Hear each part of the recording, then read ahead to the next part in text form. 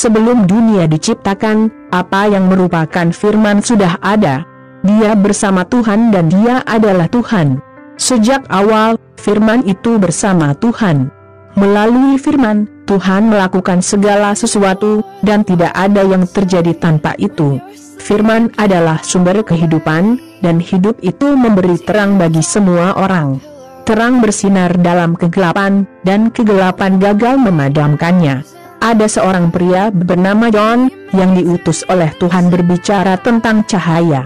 Dia datang agar melalui dia semua orang bisa mendengar pesan itu dan mempercayainya. John bukanlah terang itu, tapi dia datang untuk berbicara tentang terang itu, cahaya sejati yang datang ke dunia dan menerangi semua orang. Firman itu ada di dunia, dan melaluinya Tuhan menciptakan dunia, tetapi dunia tidak mengetahuinya. Dia yang adalah firman datang ke negerinya sendiri, tetapi bangsanya tidak menerima dia. Tetapi beberapa percaya padanya dan menerimanya, dan dia memberi mereka hak untuk menjadi anak-anak Tuhan. Mereka tidak menjadi anak-anak Allah dengan cara alami, yaitu mereka tidak dilahirkan sebagai anak dari ayah manusia yang dilahirkan. Tuhan sendiri adalah Bapa mereka. Firman menjadi manusia dan hidup di antara kita, penuh cinta dan kebenaran.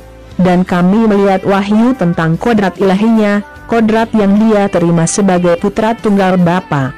Yohanes mengatakan hal berikut tentang Yesus, inilah yang saya katakan, dia datang setelah saya, tetapi dia lebih penting daripada saya, karena sebelum saya lahir dia sudah ada, karena kami semua telah diberkati dengan kekayaan cinta Anda, dengan berkah dan lebih banyak berkah.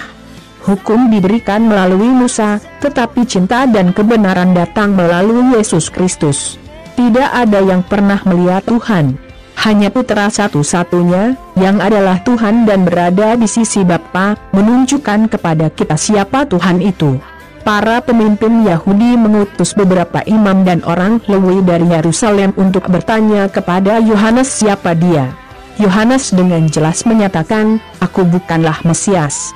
Mereka bertanya lagi, "Jadi, siapa kamu?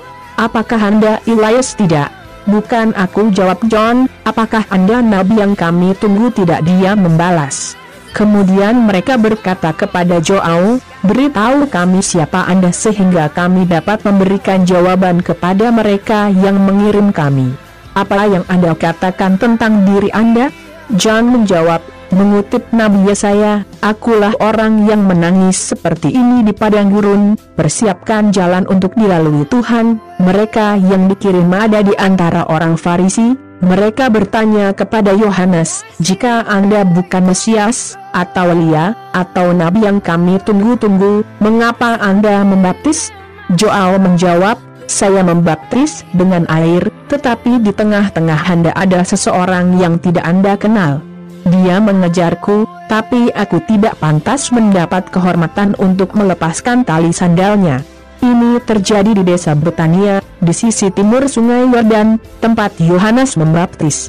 Keesokan harinya, Yohanes melihat Yesus datang ke arahnya dan berkata, "Ada anak domba Allah, yang menghapus dosa dunia." Saya berbicara tentang dia ketika saya berkata, setelah saya datang seorang pria yang lebih penting dari saya, karena sebelum saya lahir dia sudah ada, saya sendiri tidak tahu siapa dia, tapi saya datang, membaptis dengan air agar orang Israel tahu siapa dia. Joao melanjutkan, "Saya melihat roh turun dari surga seperti burung merpati dan berhenti di atasnya. Saya tidak tahu siapa dia, tetapi Tuhan, yang menyuruh saya untuk membaptis dengan air, berkata kepada saya, 'Kamu akan melihat roh turun dan berdiri di atas seseorang. Inilah orang yang membaptis dengan Roh Kudus,' dan saya melihatnya dan untuk alasan itu saya telah menyatakan bahwa dia adalah anak Allah." Keesokan harinya, John berada di sana lagi bersama dua muridnya. Ketika dia melihat Yesus lewat, dia berkata, "Ada anak domba Allah." Ketika dua murid Yohanes mendengar ini, mereka mengikuti Yesus. Kemudian Yesus melihat ke belakang, melihat bahwa mereka mengikutinya dan bertanya, "Apa yang kamu cari?" Mereka bertanya, "Rabi, di mana Anda tinggal?" Rabi berarti Tuan. "Datang dan lihat," kata Yesus. Jadi mereka pergi, melihat di mana Yesus tinggal dan tinggal bersamanya sepanjang hari itu. Ini terjadi sekitar jam 4 sore. Andreas, saudara Simon Petrus, adalah salah satu dari dua pria yang telah mendengar Yohanes berbicara tentang Yesus dan oleh karena itu mengikuti dia. Hal pertama yang Andrew lakukan adalah mencari saudaranya Simon dan berkata kepadanya, "Kami menemukan Mesias." Mesias berarti Kristus. Jadi Andrew membawa saudaranya kepada Yesus. Yesus memandang Simon dan berkata, "Kamu adalah Simon, anak Yohanes, tetapi mulai sekarang namamu adalah Kefas." Kefas sama dengan Peter dan berarti batu. Keesokan harinya, Yesus memutuskan untuk pergi ke wilayah Galilea. Sebelum pergi, dia pergi mencari Filipe dan berkata, "Ikutlah denganku." Philip berasal dari Betsaida, tempat Andrew dan Pedro juga berasal. Filipus pergi menemui Nathanael dan berkata, "Kami menemukan orang yang tentang siapa Musa menulis dalam kitab hukum dan tentang siapa yang juga ditulis oleh para nabi. Itu adalah Yesus, putra Yusuf, dari kota Nazaret." Nathanael bertanya, "Dan dapatkah sesuatu yang baik keluar dari Nazaret?" "Ayolah," jawab Philip.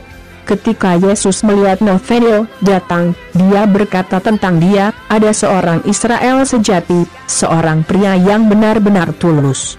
Kemudian Nathanael bertanya kepada Yesus, "Dari mana kamu mengenal saya?" Yesus menjawab, "Sebelum Filipus memanggilmu, aku telah melihatmu duduk di bawah pohon ara itu." Kemudian Nathanael berseru, "Guru, Anda adalah putra Allah. Anda adalah Raja Israel." Yesus menjawab, "Apakah kamu percaya padaku hanya karena aku berkata aku melihatmu di bawah pohon ara? Karena Anda akan melihat hal-hal yang lebih besar dari ini. Saya katakan ini benar, Anda akan melihat langit terbuka dan para malaikat Tuhan naik dan turun di atas Anak Manusia." Yohanes 1:1-3